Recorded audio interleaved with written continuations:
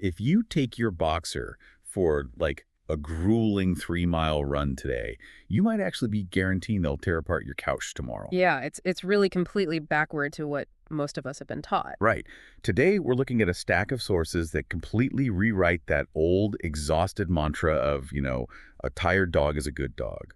Because as we're going to see, treating canine fitness like this simple math equation of calories burned is basically a recipe for a behavioral disaster. Oh, absolutely. It's a huge misconception. So whether you're prepping to bring a high-energy working breed into your home, or maybe you're trying to decode your current dog's relentless pacing, or, hey, maybe you're just insanely curious about canine physiology, this deep dive is for you. Exactly. We've got an expert text today detailing the specific physical, structural, and mental requirements of the boxer breed.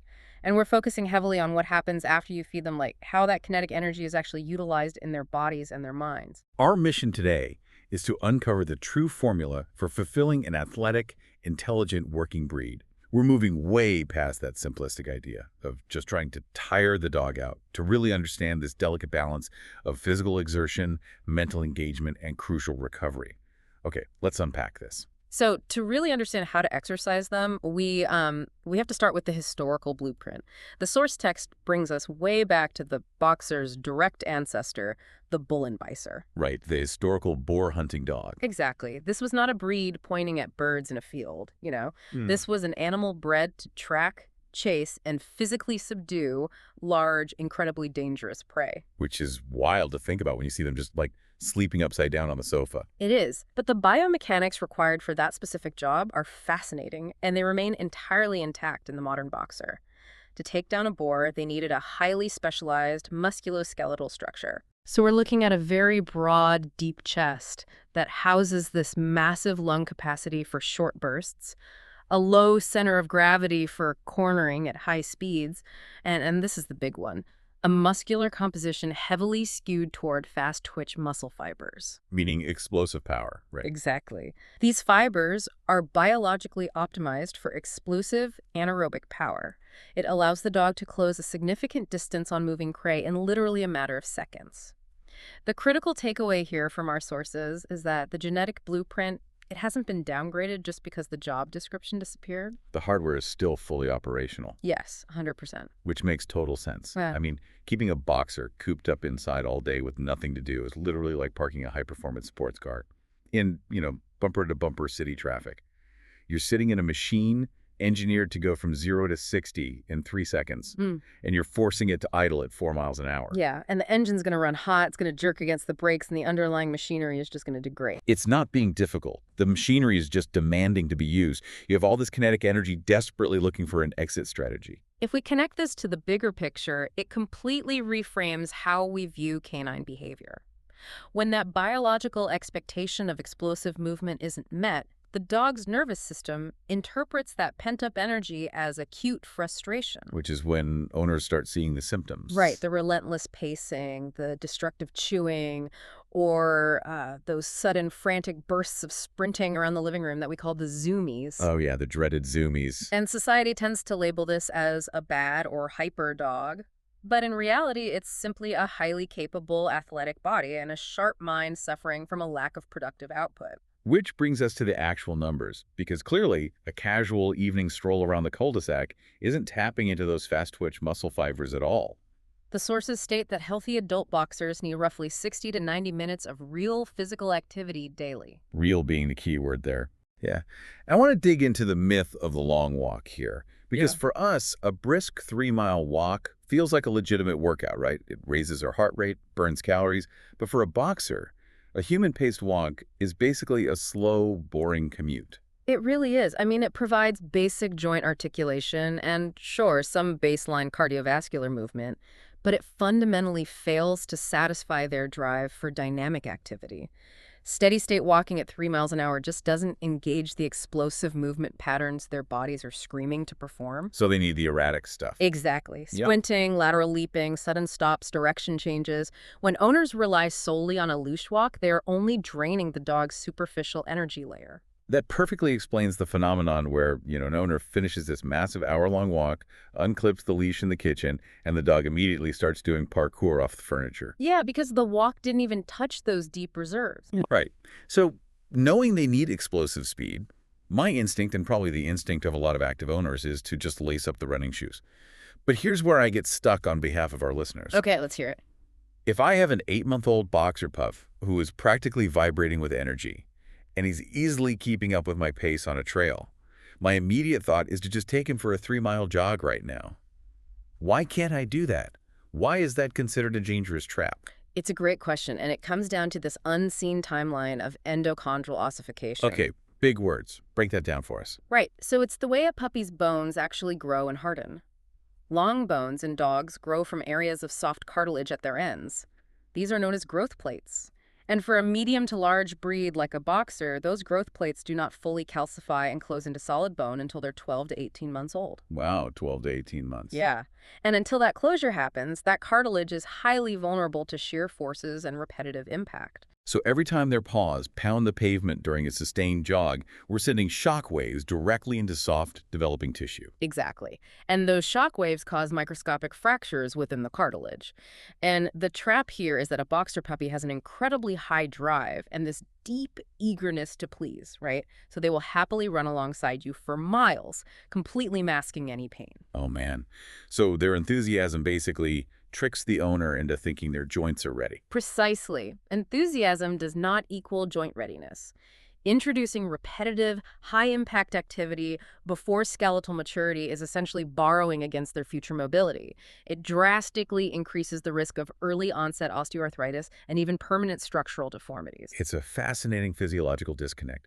We assume visible energy equals structural readiness, but they're two completely separate biological clocks.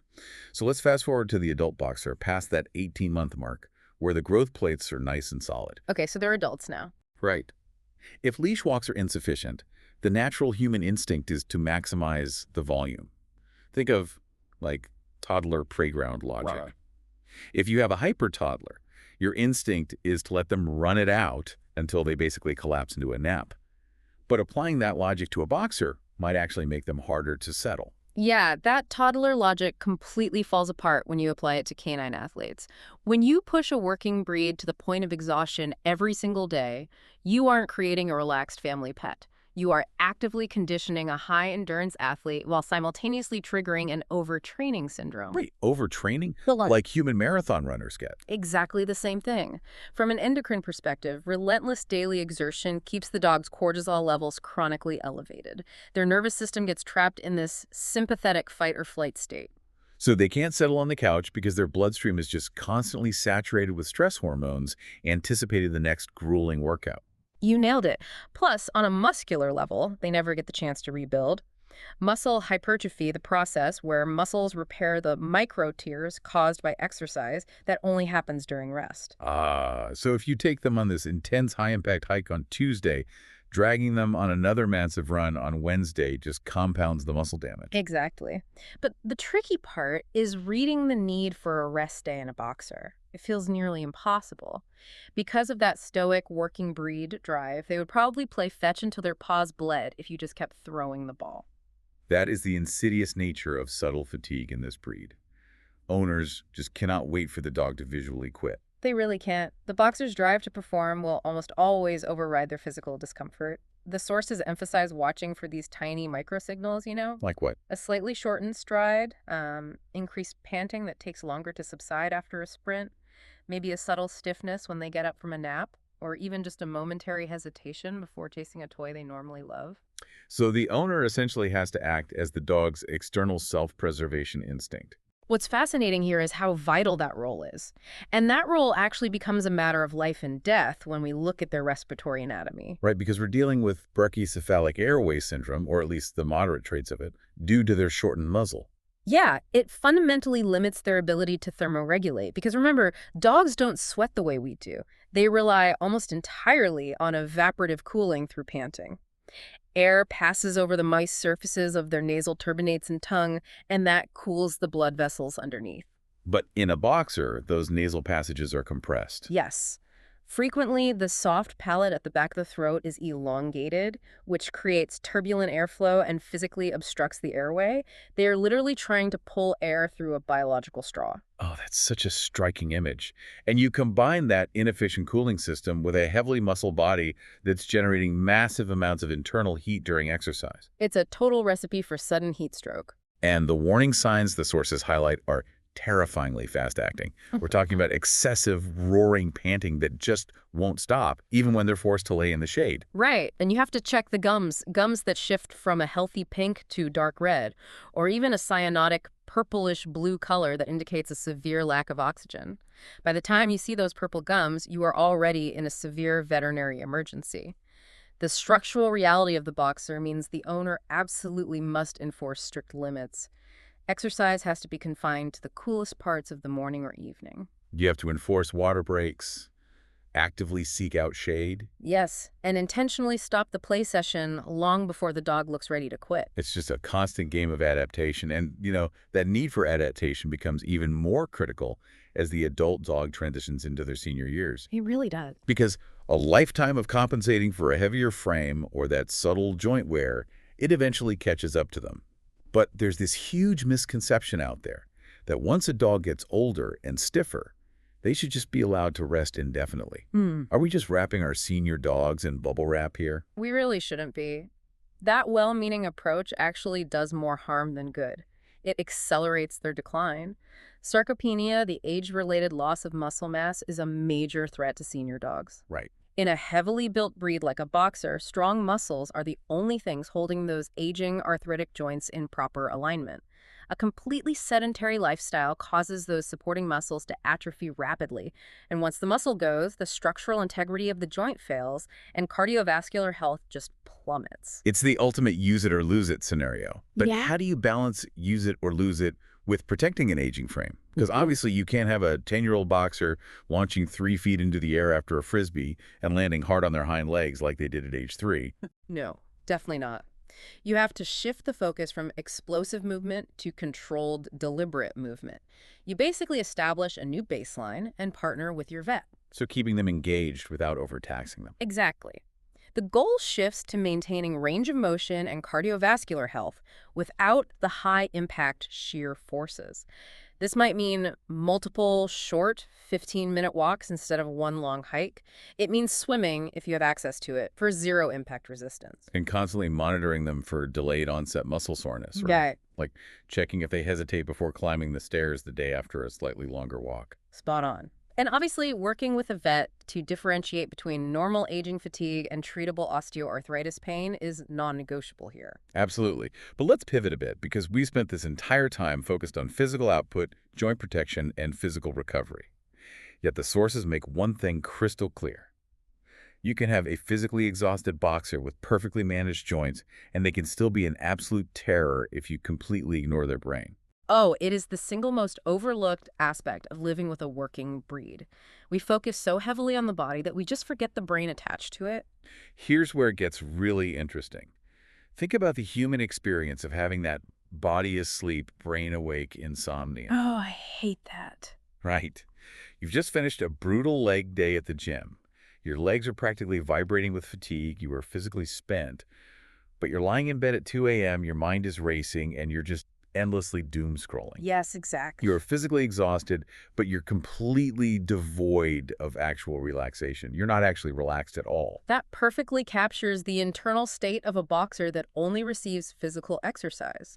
Historically, that bull and Beiser blueprint we talked about, it wasn't just about physical power, it required a working partnership. Right, active problem solving. Taking down dangerous prey required real-time problem solving, situational awareness, and deep cognitive engagement with a human handler. So if you just run them on a treadmill or throw a ball for an hour, their body is drained, but their brain is frantically searching for a job. And since you haven't assigned them a job, they just invent one, which usually involves, redesigning your sofa cushions with their teeth. The behavioral fallout is immense. Physical exhaustion plus no mental engagement equals an unsettled, restless state. To achieve genuine settling in the house, owners have to introduce cognitive friction. So what are the tools for that? Well, short obedience and trick training are excellent starting points. They force the dog to practice impulse control and focus. Puzzle feeders are also fantastic because they require the dog to manipulate objects to earn their meals. It turns feeding time into a problem-solving exercise. But the sources also highlight scent work, which I find completely fascinating. Handlers will literally hide birch oil or even just pieces of kibble around a room and force the dog to sniff it out. The science behind why this works is staggering. Up to 30% of a dog's brain mass is dedicated entirely to olfactory processing. 30%? That's huge. It is. When they are actively working a scent cone, they are firing millions of sensory neurons simultaneously. The metabolic and cognitive cost of that neural activity is massive. It's basically the biological equivalent of a computer rendering a massive 4K video file. It consumes nearly all of their available cognitive RAM. So mental fatigue can actually be far more satisfying for the dog than just running laps. 10 minutes of intensive scent work can induce a deeper state of mental fatigue and satisfaction than a 2-mile run. Which provides the ultimate blueprint for surviving terrible weather. When it's pouring rain or dangerously hot outside, you don't have to suffer through a ruined house. You just lean on the cognitive toolkit. Exactly. Indoor training, shaping new behaviors with a clicker, hallway fetch, playing hide and seek. It drains the battery through neural processing instead of muscular exertion. When you combine those physical boundaries with their mental needs, you arrive at the ultimate truth of this breed. They require a human partner. They really do. Let me push back on a major societal assumption here, though. Yeah. Wait, isn't buying a house with a huge, fenced-in backyard the ultimate dream for a dog owner? The assumption is that you just open the back door, throw them out there for an hour, and they exercise themselves. You're saying that doesn't actually count. This raises an important question about how we view pet ownership. The backyard myth is a huge problem. A yard is a location, it is not an activity. Right. When left alone in a large yard, a boxer does not run wind sprints to maintain their cardiovascular health. They might patrol the fence line once to check for squirrels, but overwhelmingly they will just sit by the back door waiting for you to come outside. Because their entire genetic history is predicated on working with a human. Exactly. Independent activity falls incredibly short of their emotional and physical needs. It requires interactive play. So, playing tug, but integrating obedience by requiring a solid drop-it cue. Or throwing a ball, but making them hold a stay until you release them to chase it. Or supervise boxing play. Yes, they need you to be part of the workout. And being that closely involved in their daily routine gives you the baseline data needed to monitor their body condition, which really ties every single thing we've discussed today together. Because exercise and portion control are what maintain a lean weight. Weight management in a heavily built breed is the linchpin of their health. Maintaining a lean body condition is non-negotiable. We're talking about a muscular, heavy-chested frame with a naturally higher center of gravity. When a boxer carries even 5 extra pounds of fat, it drastically alters their biomechanics. It does. The sources note that this excess weight places tremendous mechanical strain on their joints, specifically exponentially increasing the risk of cranial cruciate ligament tears in their knees. The dreaded ACL tear for dogs. Yep. So keeping them moving keeps them lean, and keeping them lean keeps their structural integrity intact. It forms a continuous, interconnected loop. Physical health supports behavioral stability, and mental engagement supports physical recovery. So what does this all mean for you? If we bring it all together, a well-balanced boxer isn't just a dog that's exhausted at the end of the day. A fulfilled boxer is safely challenged physically, with strict respect to their growth plates or their aging joints. They're mentally stimulated through complex neural processing like scent work. They are properly rested, they are kept lean, and most importantly, they are deeply engaged with you, the owner. It demands a true partnership. They bring a relentless, unbreakable drive to the table, and in return, the owner must provide the architecture, the safety limits, the mental puzzles, and the physical structure. And it's that unbreakable drive that brings us to a critical realization. The sources briefly tease that our next deep dive will pivot to some of the severe systemic health risks this breed faces, specifically dilated cardiomyopathy, various aggressive cancers, brachycephalic complications, and joint issues. But before we get there, I want to leave you with a final thought that builds on everything we uncovered today about the boxer's stoic enthusiasm. Yeah, the psychological profile we've discussed has a very dark double edge when it comes to long-term health. Exactly. Think about what we've learned today about their stoic enthusiasm, their eagerness to just keep going, keep running, keep pleasing you, often masking their own physical fatigue or overheating. What if the very traits we love most about these working breeds, Their unbreakable drive are the exact same traits that make it so incredibly difficult for us to detect underlying conditions, like heart issues or cancer, until it's almost too late. If a dog is genetically wired to ignore pain, how late in the game are we catching the subtle lethargy of heart failure? It puts a whole new weight on our responsibility to really read our dogs, doesn't it? Something to mull over until our next deep dive.